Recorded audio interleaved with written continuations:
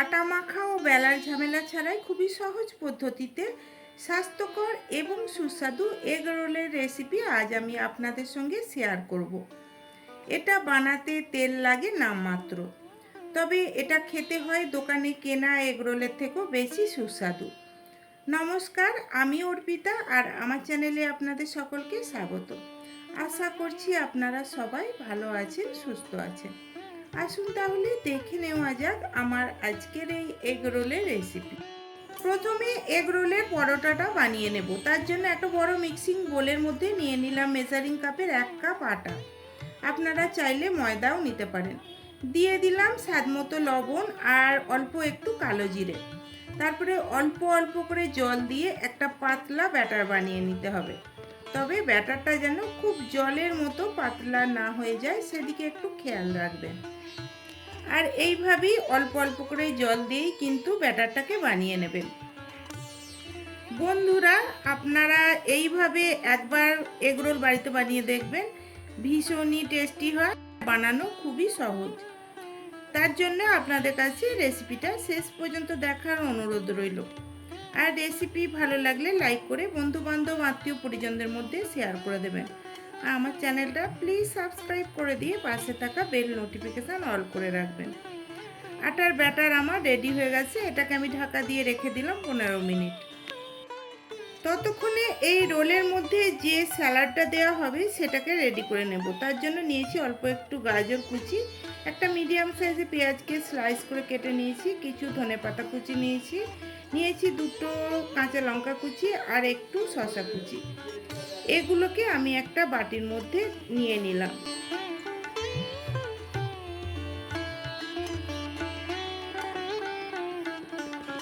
তারপরে এগুলোকে আমি একটু ভালো করে মিশিয়ে নেব।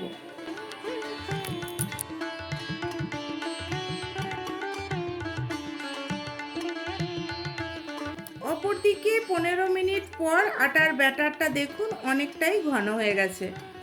এই পরোটা বানানোর জন্য ব্যাটার ঘন হলে চলবে না, তাই অল্প জল দিয়ে ব্যাটারটাকে একটু পাতলা করে নিতে হবে।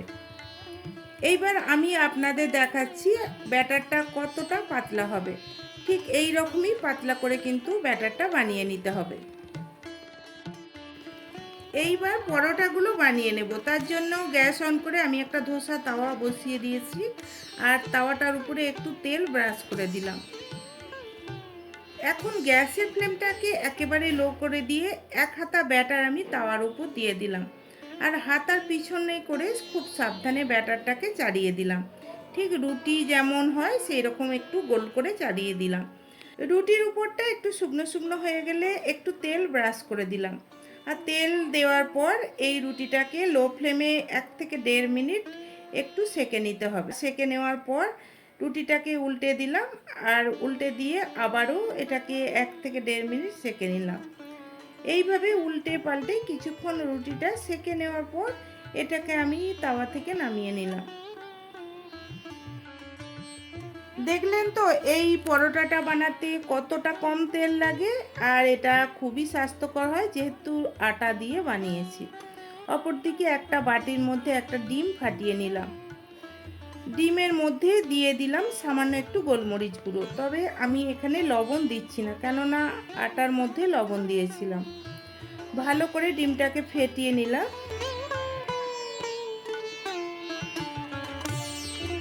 তারপরে ওই তাওয়ার মধ্যেই সামান্য একটু তেল দিয়ে দিয়েছি আর তেলের উপর ডিমটাকে ঢেলে দিলাম। এখন যে রুটি বা পরোটাটা আমি বানিয়ে রেখেছিলাম সেটাকে এই ডিমের উপর দিয়ে দিলাম। লো ফ্লেমে 1 মিনিট ভেজে নেওয়ার পর রুটিটাকে খুব সাবধানে উল্টে দিলাম। উল্টে দিয়ে আবারও অপর সাইডও 1 মিনিট ভেজে নেব। গ্যাসের ফ্লেমটাকে কিন্তু লোতেই রাখতে হবে, হাই ফ্লেম কিংবা মিডিয়াম ফ্লেমে করতে যাবেন না, তাহলে এগুলো পুড়ে যেতে পারে। অপর সাইডটাও আবারও 1 মিনিট মতো ভেজে নেওয়ার পর এটাকে আমি তাওয়া থেকে তুলে নিলাম। আর এইভাবেই আমি বাকি পরোটাগুলোকেও বানিয়ে নেব। তারপরে আমি এগরোলটাকে রেডি করে নেব। তার জন্য একটা পরোটার উপরে যে স্যালাডটা আমি বানিয়ে রেখেছিলাম তার থেকে কিছু দিয়ে দিলাম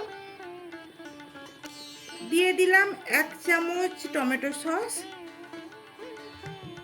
তবে টমেটো সস আপনারা চাইলে বেশি করেও দিতে পারেন। টমেটো সস বেশি দিলে এটা খেতে বেশি ভালো লাগে। ওপর থেকে দিয়ে দিলাম 1 চিমটে বিট নুন, তবে আপনারা চাইলে সাদা নুনও দিতে পারেন।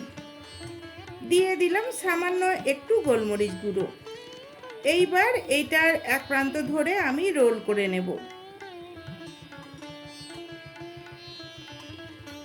রোল করে নেওয়ার পর একটা সাদা কাগজের উপর রেখে আবারও রোল করে নেব, ঠিক যেই রকম দোকানে রোল বানানো থাকে। এইভাবে সাদা কাগজে মুড়ে নিলে এটা খাওয়া সুবিধা হয়।